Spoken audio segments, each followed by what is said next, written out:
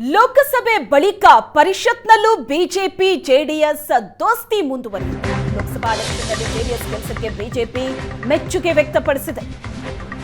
ಲೋಕಸಭೆ ಚುನಾವಣೆಯ ನಂತರ ಇದೀಗ ಪರಿಷತ್ ಚುನಾವಣೆಗಾಗಿ ಭರ್ಜರಿ ತಯಾರಿ ನಡೀತಾ ಇದೆ. ಲೋಕಸಭೆ ನಂತರ ಪರಿಷತ್ನಲ್ಲೂ ಬಿಜೆಪಿ ಜೆಡಿಎಸ್ ದೋಸ್ತಿ ಮುಂದುವರಿಲಿದೆ.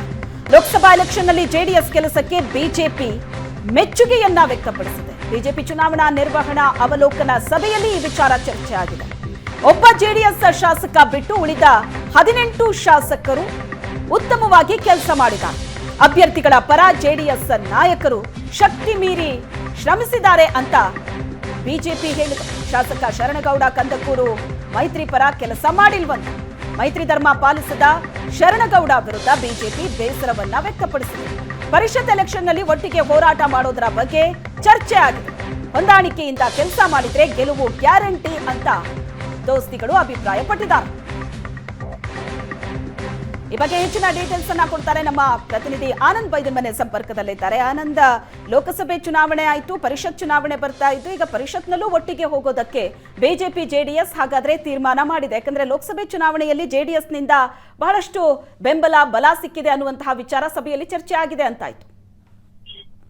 ಶ್ವೇತಾ, ಲೋಕಸಭಾ ಚುನಾವಣೆ ಬಳಿಕ ವಿಧಾನ ಪರಿಷತ್ನ 6 ಸ್ಥಾನಗಳು ನಡೆಯುವಂತ ಚುನಾವಣೆಯಲ್ಲೂ ಕೂಡ ಮೈತ್ರಿಯನ್ನ ಮಾಡ್ಕೊಳ್ಬೇಕು ಅನ್ನೋ ನಿರ್ಧಾರವನ್ನ ಬಿಜೆಪಿ ಮತ್ತು ಜೆಡಿಎಸ್ ಮಾಡ್ಕೊಂಡಿದೆ. ಹಾಗಾಗಿಯೇ ವಿಧಾನ ಪರಿಷತ್ ಚುನಾವಣೆಯಲ್ಲಿ 5 ಸ್ಥಾನಗಳಲ್ಲಿ ಬಿಜೆಪಿ ಮತ್ತು 1 ಸ್ಥಾನದಲ್ಲಿ ಜೆಡಿಎಸ್ ಸ್ಪರ್ಧೆ ಮಾಡಬೇಕು ನಿರ್ಧಾರ ತೆಗೆದುಕೊಂಡು ಅದಕ್ಕೆ ಪೂರಕವಾಗಿರ್ತಕ್ಕಂತ ರೀತಿಯಲ್ಲಿ ಅಭ್ಯರ್ಥಿಗಳ ಪಟ್ಟಿಯನ್ನು ಕೂಡ ಈಗಾಗಲೇ ಬಿಡುಗಡೆ ಮಾಡಲಾಗಿದೆ. ಬಹಳ ಮುಖ್ಯವಾಗಿ 2 ಮತ್ತು 4 ಸ್ಥಾನಗಳಲ್ಲಿ ಸ್ಪರ್ಧೆ ಅನ್ನುವಂತ ಒಂದು ಸೂತ್ರ ಸಿದ್ಧ ಆಗ್ತದೆ. ಅಂತಿಮವಾಗಿ ದಕ್ಷಿಣ ಶಿಕ್ಷಕರ ಕ್ಷೇತ್ರದಲ್ಲೂ ಕೂಡ ಬಿಜೆಪಿಗೆ ಬಿಟ್ಕೊಡ್ಲಿಕ್ಕೆ ಜೆಡಿಎಸ್ ನಾಯಕರು ನಿರ್ಧಾರ ಮಾಡಿರುವಂತಹ ಹಿನ್ನೆಲೆಯಲ್ಲಿ 5 ಕ್ಷೇತ್ರಗಳಲ್ಲಿ ಬಿಜೆಪಿ ಮತ್ತು 1 ಕ್ಷೇತ್ರದಲ್ಲಿ ಜೆಡಿಎಸ್ ಸ್ಪರ್ಧೆ ಮಾಡ್ತಿದೆ. ನಿನ್ನೆ ರಾತ್ರಿ ಅಧಿಕೃತವಾಗಿ ಬಿಜೆಪಿ ಅಭ್ಯರ್ಥಿಗಳ ಪಟ್ಟಿ ಬಿಡುಗಡೆಯಾಗಿದ್ದು 5 ಕ್ಷೇತ್ರಗಳಿಗೆ ಬಿಜೆಪಿ ಅಭ್ಯರ್ಥಿಗಳು ಸ್ಪರ್ಧೆಯನ್ನು ಮಾಡ್ತಾ ಇದ್ದಾರೆ.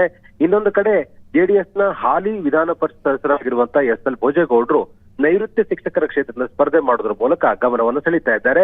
ಆದರೆ ಅವರಿಗೆ ಈ ಕ್ಷೇತ್ರ ಬಿಟ್ಟುಕೊಟ್ಟಿರೋದಕ್ಕೆ ಕರಾವಳಿ ಭಾಗದಲ್ಲಿರ್ತಕ್ಕಂಥ ಬಿಜೆಪಿಯ ಮಾಜಿ ಶಾಸಕರುಗಳು ಮತ್ತು ಕೆಲ ಪ್ರಮುಖ ಮುಖಂಡರು ಅತೃಪ್ತಿ ವ್ಯಕ್ತಪಡಿಸಿದ್ರು ಕೂಡ ಹೈಕಮಾಂಡ್ ಮೈತ್ರಿಯನ್ನ ಮುಂದುವರಿಸಿಕೊಂಡು ಹೋಗಬೇಕು ಅನ್ನೋ ನಿರ್ಧಾರವನ್ನು ತೆಗೆದುಕೊಂಡಿರತಕ್ಕಂಥ ವಿಶೇಷ. ಮೈತ್ರಿಯನ್ನ ಮುಂದುವರಿಸಿಕೊಂಡು ಹೋಗಿದ್ದೆ ಆದ್ರೆ ನಿಶ್ಚಯವಾಗಿಯೂ ಕೂಡ ಒಂದು ಸಕಾರಾತ್ಮಕವಾಗಿರ್ತಕ್ಕಂಥ ಫಲಿತಾಂಶಗಳು ಬರುತ್ತೆ ಅನ್ನುವಂಥ ಲೆಕ್ಕಾಚಾರ ಬಿಜೆಪಿ ಮತ್ತು ಜೆಡಿಎಸ್ ನಾಯಕರು. ಆ ಕಾರಣಕ್ಕಾಗಿಯೇ ನಡೆದಿರತಕ್ಕಂಥ ಮಾತುಕತೆಗಳು ಫಲಪ್ರದವಾಗಿದ್ದು ಮೈತ್ರಿಯನ್ನ ಮುಂದುವರಿಸಿಕೊಂಡು ಹೋಗೋದ್ರ ಬಗ್ಗೆ ನಿರ್ಧಾರವನ್ನು ತೆಗೆದುಕೊಳ್ಳಲಾಗಿದೆ. ಈಗಾಗಲೇ ಲೋಕಸಭಾ ಚುನಾವಣೆಯಲ್ಲಿ ಸ್ಪರ್ಧೆ ಮಾಡಿ ಅಂದ್ರೆ ಮೈತ್ರಿ ಮೂಲಕ ಸ್ಪರ್ಧೆ ಮಾಡಿ ಸಕಾರಾತ್ಮಕವಾಗಿರ್ತಕ್ಕಂಥ ಒಂದು ಪಾಸಿಟಿವ್ ರಿಸಲ್ಟ್ ಬರುತ್ತೆ ಅನ್ನುವಂತ ರೀತಿಯಲ್ಲಿ ಇರುವಂತ ಬಿಜೆಪಿ ನಾಯಕರು ಮತ್ತು ಜೆಡಿಎಸ್ ನಾಯಕರು ಪರಿಷತ್ತಲ್ಲೂ ಮೈತ್ರಿ ಮಾಡಿಕೊಂಡ್ರೆ ಅನುಕೂಲ ಆಗುತ್ತೆ, ಆಡಳಿತವಾಗಿರ್ತಕ್ಕಂಥ ಕಾಂಗ್ರೆಸ್ ಅನ್ನ ಮಣಿಸಬಹುದು ಅನ್ನುವಂತ ಲೆಕ್ಕಾಚಾರ ಇದೆ. ಯಾಕಂದ್ರೆ ಈ ವಿಧಾನ ಪರಿಷತ್ನ ಈ ಸ್ಥಳೀಯ ಸಂಸ್ಥೆಗಳು ಮತ್ತು ಇತರ ಶಿಕ್ಷಕ ಮತ್ತು ಪದವೀಧರ ಚುನಾವಣೆಗಳಲ್ಲಿ ಸಹಜವಾಗಿ ಯಾವ ಪಕ್ಷ ಸರ್ಕಾರದ ಅಧಿಕಾರ ಮಾಡ್ತಾ ಇರುತ್ತೋ ಅವರು ಹೆಚ್ಚಿನ ಸ್ಥಾನಗಳು ಗಳಿಸ್ತಾರೆ ಅನ್ನುವಂತ ಲೆಕ್ಕಾಚಾರ ಇದೆ. ಆದ್ರೆ ಅದಕ್ಕೆ ವ್ಯತಿರಿಕ್ತವಾಗಿ ಒಂದು ಗಟ್ಟಿಯಾಗಿರ್ತಕ್ಕಂಥ ಮೈತ್ರಿ ಮಾಡ್ಕೊಂಡು ಹೋದ್ರೆ ಸಹಜವಾಗಿ ಸರ್ಕಾರಕ್ಕೆ ಪೆಟ್ಟು ಕೊಡಬಹುದು ಅನ್ನುವಂಥದ್ದು ಬಿಜೆಪಿ ಮತ್ತು ಜೆಡಿಎಸ್ ನಾಯಕರ ಲೆಕ್ಕಾಚಾರ. ಆ ಕಾರಣಕ್ಕಾಗಿ ಕಾಂಗ್ರೆಸ್ ಅನ್ನು ಮಣಿಸುವ ಹಿನ್ನೆಲೆಯಲ್ಲಿ ಒಂದಷ್ಟು ಹೊಂದಾಣಿಕೆಯೊಂದಿಗೆ ಮೈತ್ರಿಯನ್ನ ಮಾಡಿಕೊಳ್ಳಲಿಕ್ಕೆ ನಿರ್ಧಾರವನ್ನು ತೆಗೆದುಕೊಳ್ಳಲಾಗಿದೆ. ಮೈತ್ರಿಯನ್ನ ಮಾಡಿಕೊಳ್ಳುವ ನಿರ್ಧಾರ ಮಾಡಿದ ಬೆನ್ನಲ್ಲೇ ಮಾಜಿ ಶಾಸಕರಾಗಿರುವಂತಹ ರಘುಪತಿ ಭಟ್ರು ಅತೃಪ್ತಿಯನ್ನು ವ್ಯಕ್ತಪಡಿಸಿದ್ದಾರೆ. ಅವರು ನೈಋತ್ಯ ಶಿಕ್ಷಕರ ಮತ್ತು ನೈಋತ್ಯ ಪದವೀಧರ 2 ಕ್ಷೇತ್ರಗಳಲ್ಲೂ ಕೂಡ ಅವರು ಟಿಕೆಟ್ ಆಕಾಂಕ್ಷಿಯಾಗಿದ್ರು. ಅವರ ವಿರೋಧ ಮಧ್ಯದಲ್ಲೂ ಮೈತ್ರಿ ಮುಂದುವರಿತಾ ಇದೆ. Yes, thank you Anand. ನಿಮ್ಮೆಲ್ಲ ಡೀಟೇಲ್ಸ್.